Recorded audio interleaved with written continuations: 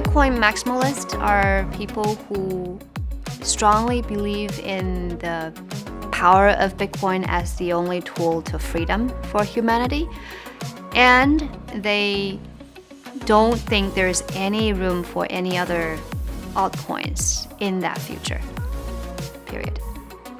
Am I a Bitcoin maximalist? I guess I'm not. I am more a Bitcoin fundamentalist, I guess.